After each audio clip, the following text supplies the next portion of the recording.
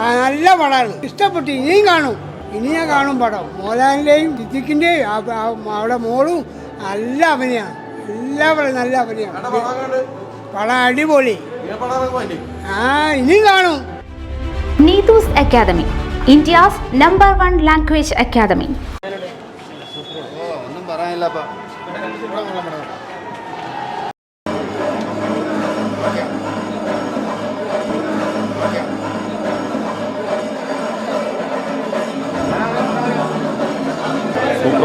Family കണ്ടിരിക്കേണ്ട cinema.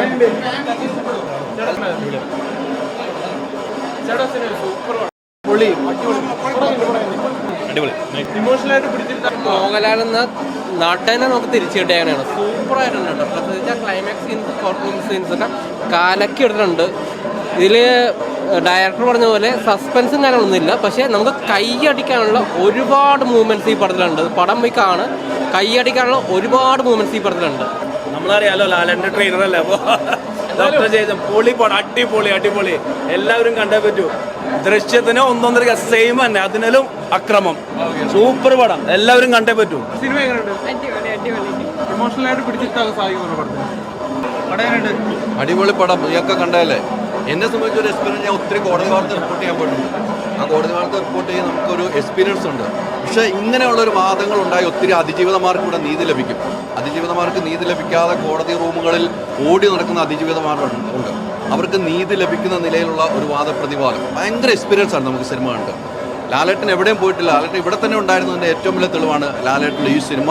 ഇത് പ്രേക്ഷകർക്ക് ഇഷ്ടപ്പെടുന്നുള്ള കാര്യത്തിൽ സംശയമില്ല, എന്ന് ഒരു സംശയമില്ല നമുക്ക്. ജിത്തു ജോസഫ് സാറ് ഒരു കഥയെ മോഷ്ടിച്ചിട്ടില്ല, ആ കഥയുമായിട്ട് യാതൊരു ബന്ധമില്ല എന്നുകൂടെ എനിക്ക് കൃത്യമായിട്ട് ഈ സിനിമ കണ്ട് ബോധ്യപ്പെട്ട ഒരു സാധനം. അടിപൊളി കൊള്ളാം, എല്ലാവരും നന്നായിട്ട് ചെയ്തു. ലാലേട്ടൻ അടിപൊളി. സിനിമ കണ്ടു കഴിഞ്ഞപ്പോൾ എന്ത് തോന്നുന്നു എല്ലാവരും?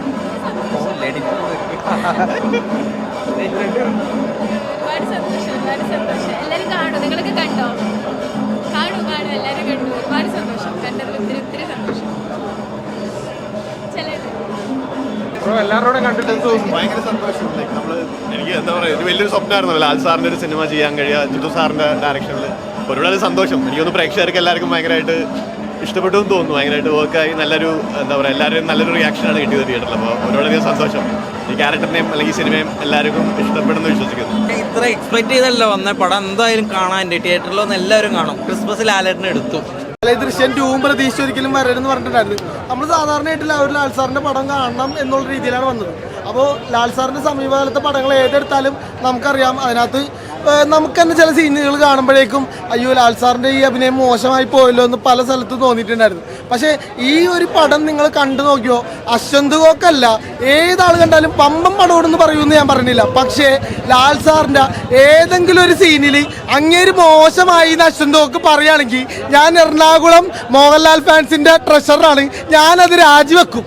ഇതിൽ കൂടുതൽ കാരണം പമ്പം പടമെന്ന് ഞാൻ പറയണില്ല. പക്ഷേ ഒരു സീനിൽ പോലും ലാലേട്ടൻ്റെ അഭിനയം ഇവിടെ മോശമായിരുന്നു അല്ലെങ്കിൽ അവിടെ മോശമായിരുന്നു അങ്ങേര് പറയണമെങ്കിൽ അശ്വന്ത് ഗോക്കല്ല പുള്ളിയുടെ അപ്പം പറയണമെങ്കിൽ ശരി, ഞാൻ പുള്ളിയുടെ പൈസ തിരിച്ചു കൊടുക്കും. വേറെ ഒന്നും കൊണ്ട് പറഞ്ഞില്ല. ഇതിൽ ഇപ്പോഴും ഞാൻ പറയണേ, ഈ റിവ്യൂവിൽ ഞാൻ പറയണേ, പുള്ളിയുടെ വമ്പം പടമെന്ന് ഞാൻ എവിടെയും പറഞ്ഞിട്ടില്ല.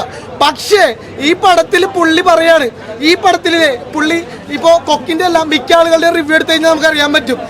ഇപ്പോൾ എലോൺ എടുത്തു കഴിഞ്ഞാൽ അങ്ങേരെ തന്നെ കാണിച്ച കുറേ സാധനങ്ങളുണ്ട്, എന്തരോ എന്നൊക്കെ പറഞ്ഞ് കുറേ കാണിച്ച സാധനമുണ്ട്. അല്ലെങ്കിൽ മോനെ ഇതൊക്കെ ഒരു മേക്ക് ബിലീഫ് അല്ലേ എന്നൊക്കെ പറഞ്ഞ് പുള്ളിയ സാധനമുണ്ട്.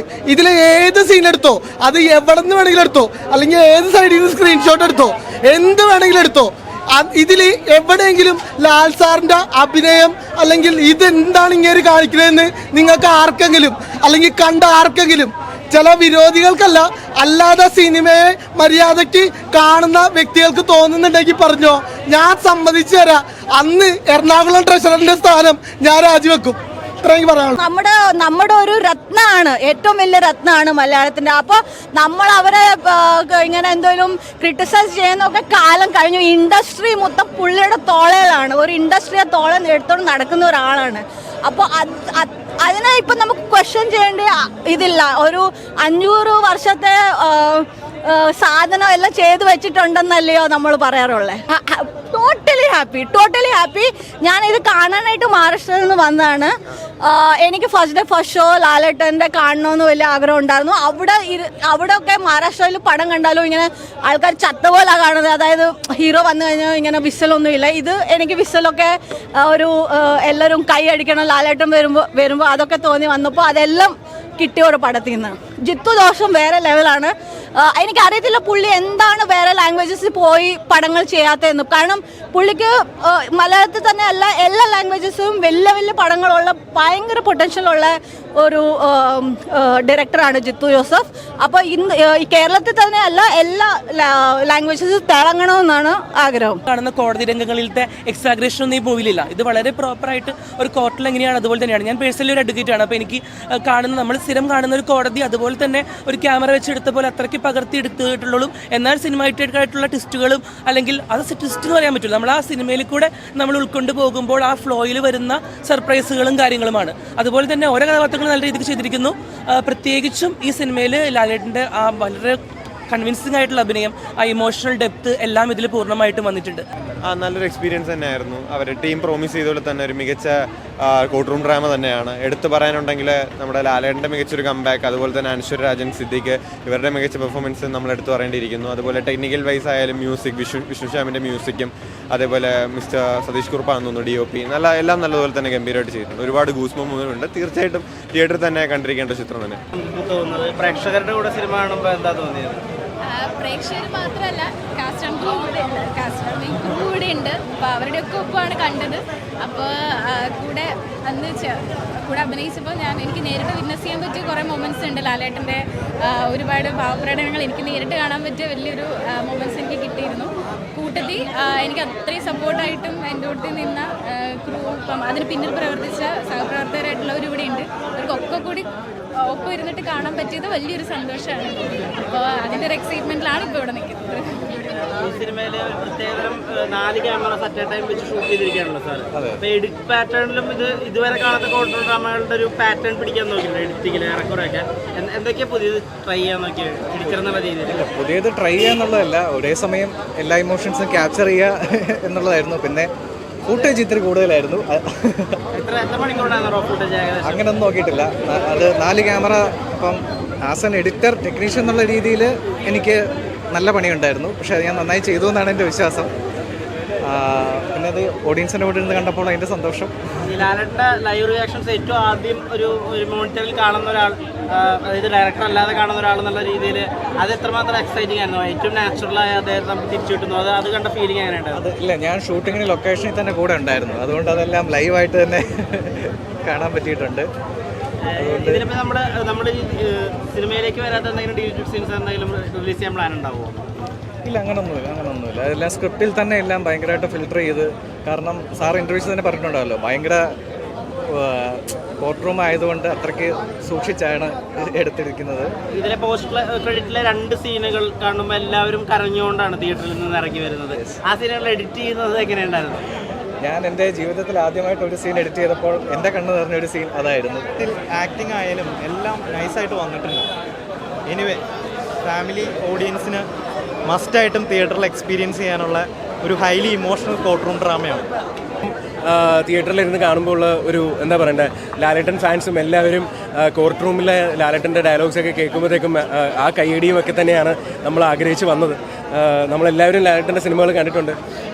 ഇത് വളരെ ഒരു സാമൂഹ്യ റെസ്പോൺസിബിലിറ്റി, പ്രതിബദ്ധത ഉള്ളൊരു സിനിമയാണ്. അത് ലാലേട്ടൻ അങ്ങനെ ഒരു സിനിമ ചെയ്ത് നമുക്ക് സമ്മാനിച്ചത് വലിയൊരു ഭാഗ്യമാണ്. എല്ലാ മലയാളികളും കണ്ടിരിക്കേണ്ട ഒരു സിനിമയാണ്. എല്ലാവരും കാണണം. എനിക്കും ഒരു നടനെന്ന രീതിയിൽ ലാലേട്ടൻ്റെ ഒപ്പം അഭിനയിക്കാൻ പറ്റി. ഹൃദയത്തിൽ അപ്പുവിൻ്റെ ഒപ്പം ചെയ്തു, ഇപ്പോൾ ലാലേട്ടൻ്റെ ഒപ്പം നേരിൽ ചെയ്തു. അപ്പോൾ തീർച്ചയായിട്ടും എല്ലാവരും കണ്ടിരിക്കേണ്ട സിനിമയാണ്. കുടുംബത്തോടെ വന്ന് എല്ലാവരും കാണും. നല്ലൊരു സിനിമയാണ്, കണ്ട് വിജയിപ്പിക്കും. വിജയ് മേനോൻ എന്നുള്ളൊരു ഷോട്ട്, അതിൽ ലാലേട്ടനല്ല, അത് വിജയ് മേനോനാണ്.